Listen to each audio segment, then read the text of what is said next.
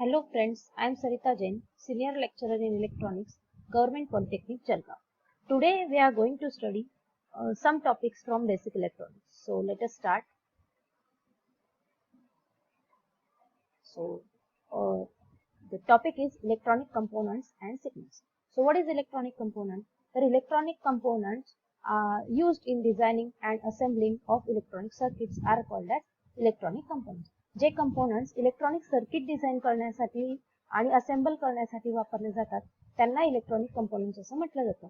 तर बेसिकली यांचं क्लासिफिकेशन हे अशा पद्धतीने आहे. So these are classified in this way, that is electronic components are classified into two types, passive आणि ऍक्टिव्ह कंपोनंट्स. दोन टाइप्स असतात, पॅसिव्ह कंपोनंट आणि ऍक्टिव्ह कंपोनंट. पॅसिव्ह कंपोनंटचे पुन्हा तीन टाइप्स आहेत, रेजिस्टर, कॅपॅसिटर आणि इंडक्टर. ऍक्टिव्ह कंपोनंटचे दोन टाइप्स आहेत, इलेक्ट्रॉन ट्यूब्स आणि सेमीकंडक्टर डिव्हाइसेस, ज्याचे पुन्हा भरपूर टाइप्स आहेत खाली, जे आता इथे आपण बघणार नाही आहोत. सो पॅसिव्ह कंपोनंटचे तीन टाइप्स आहेत, रेजिस्टर, कॅपॅसिटर आणि इंडक्टर. या पर्टिक्युलर युनिट मध्ये आपण पॅसिव्ह कंपोनंटचे जे तीन टाइप्स आहेत ते स्टडी करणार आहोत. So passive component, the component which by themselves not capable of amplifying the electrical signal are known as passive component. जे असे कंपोनंट जे स्वतः कॅपेबल नाहीयेत कुठलाही सिग्नल एम्प्लिफाय करायला, त्या इलेक्ट्रिकल सिग्नल्सला पॅसिव्ह कंपोनंट्स असं म्हटलं जातं. तर एम्प्लिफाय करणं म्हणजे काय, तर काहीतरी व्हॅल्यूने इनपुट ला मल्टिप्लाय करणं, that is called as amplification. म्हणजे जसं तुम्ही इनपुटला जर 2 व्होल्ट दिला असेल आणि आउटपुटला 10 व्होल्ट मिळत असेल तर याचा अर्थ त्या पर्टिक्युलर सर्किटचा एम्प्लिफाईंग फॅक्टर जो आहे, ज्याला आपण गेन असंही म्हणतो, तो 5 आहे असा त्याचा अर्थ होतो. सो बेसिकली या ते एम्प्लिफाय करत नाही आणि त्याच्यामुळेच ते बायडायरेक्शनल आहेत असंही म्हटलं जाऊ शकतं.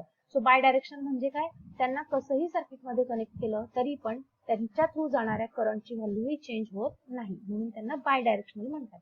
सो याचे जे एक्झाम्पल्स आहेत ते आपण आधीच बघितले, दॅट इज रेजिस्टर, कॅपॅसिटर आणि इंडक्टर, आणि ते तिन्ही पण बायडायरेक्शनल आहेत. Next is active component.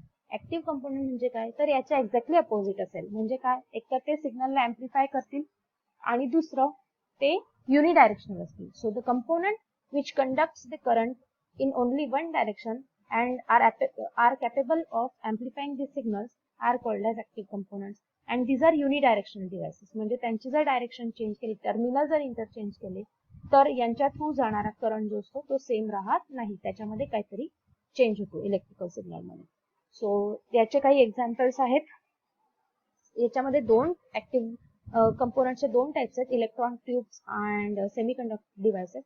So electron ट्यूबचं जर एक्झाम्पल तुम्हाला हवं असेल तर नॉर्मली खूप कमी आजकाल इलेक्ट्रॉनिक ट्यूब्स यूज होतात. तरी पण तुम्ही जर कुठल्याही इलेक्ट्रॉनिक्स डिपार्टमेंट मध्ये गेला आणि तिथे जर तुम्ही कॅथोड रे ऑसिलोस्कोप पाहिला तर त्यामध्ये जी कॅथोड रे ट्यूब यूज होते, that is one of the example of active component. Other than that you will see diodes, BJTs, FETs, UJTs and SCRs are examples of active component, आणि हे सगळे semiconductor devices आहेत.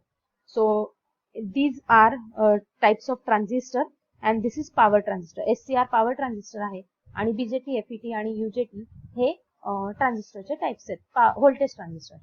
BJT म्हणजे bipolar junction transistor, FET is field effect transistor, UJT is unijunction transistor आणि SCR is silicon controlled resistor. So these are the types of semiconductor devices and active components.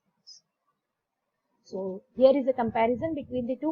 So same definition we can write the first, that is these are not capable of amplifying or modifying the signal and these are capable of amplifying signal.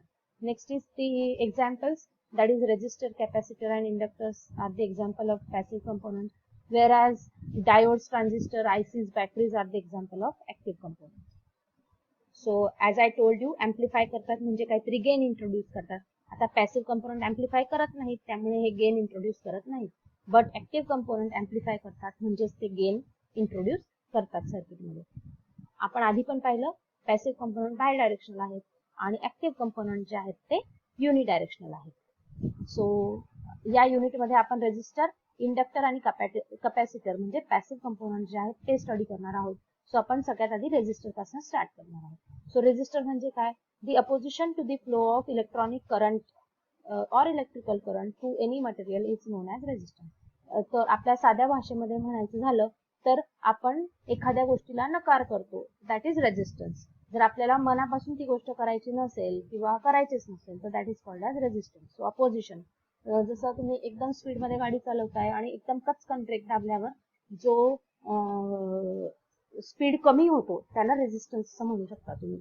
तर ब्रेकने काय केलं, त्याला resist केलं खूप fast जाण्यापासून, that is called as resistance. So जो component resistance दाखवतो, जो पॅसिव्ह कंपोनंट मध्ये रेजिस्टन्सची क्वालिटी असते त्याला रेजिस्टर असं म्हटलं जातं. And resistor always have positive temperature coefficient of resistance.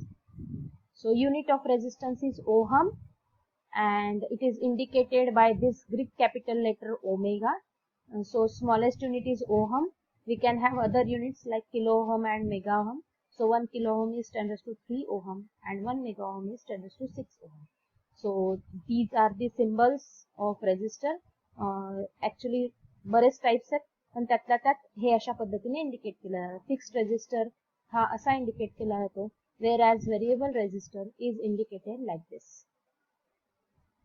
So factors affecting resistance.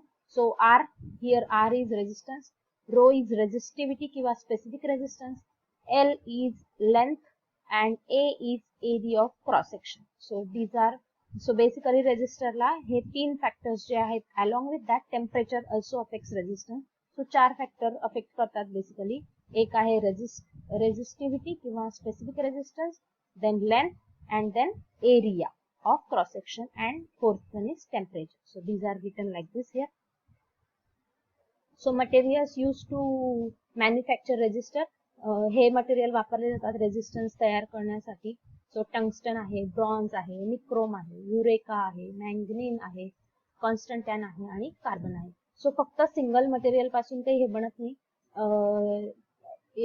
यांच्यावर प्रोसेस केली जाते आणि मग रेजिस्टर्स जे आहेत ते बनवले जातात, पण त्यांचे बेस मटेरियल जे आहेत ते हे आहेत. सो वर्किंग प्रिन्सिपल, त्याच्यासाठी ही डायग्राम आहे. हे एक सर्किट आहे, याच्यामध्ये एक रेजिस्टन्स कनेक्टेड केला आहे across this voltage V. Because of this close loop, हे एक क्लोज लूप आहे. जर यातले कुठले दोन टर्मिनल ओपन झाले तर त्याला आपण ओपन लूप म्हणणार, पण हे पूर्ण कम्प्लीट आहे त्याच्यामुळे याच्या थ्रू करंट फ्लो होणार I या व्हॅल्यूचा. Because of this voltage and resistance there is flow of this current. जरी आपण ह्या व्होल्टेज, आता हा व्होल्टेजचं पॉझिटिव्ह टर्मिनल A ला कनेक्टेड आहे आणि निगेटिव्ह टर्मिनल B ला कनेक्टेड आहे.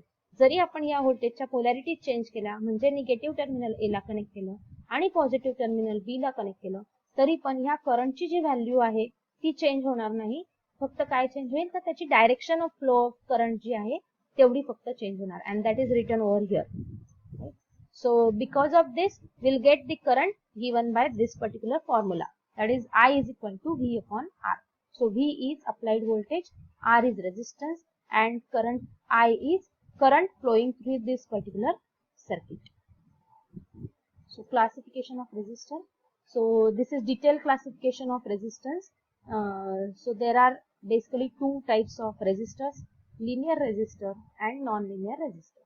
Linear resistor are further divided into two types, fixed resistor and variable resistor. And non-linear resistors are thermistor, LDR, photoresistor, varistor.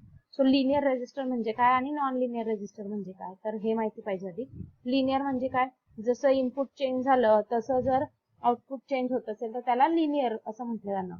Non linear म्हणजे काय, input change सोबत output change होईल पण ते नेहमी directly proportional नसेल, तर it may be inversely proportional, it may be multiplied by some particular factor, म्हणजे लॉग किंवा ई रेस टू समथिंग अशा पद्धतीने जर रिलेशन असेल तर त्याला आपण नॉन लिनियर रेजिस्टर असं म्हणू. सो फिक्स्ड रेजिस्टर आणि व्हेरिएबल रेजिस्टर. फिक्स्ड रेजिस्टरचे पुन्हा हे काही चार टाइप्स आहेत, carbon composition, thin film, thick film आणि वायर. तर बेसिकली त्या रेजिस्टरचं स्ट्रक्चर कसं असतं किंवा त्या रेजिस्टरमध्ये कुठलं मटेरियल यूज झालेलं आहे तो रेजिस्टर तयार करण्यासाठी, त्यावरनं हे चार टाइप्स आहेत. जसं कार्बन कंपोजिशन मध्ये कार्बन हे बेस मटेरियल यूज होतं, थिन फिल्म, थिक फिल्म मध्ये कुठला तरी मेटल यूज होतो पण त्याच्या थिकनेस वरनं मेटलच्या, हे दोन टाइप्स आहेत.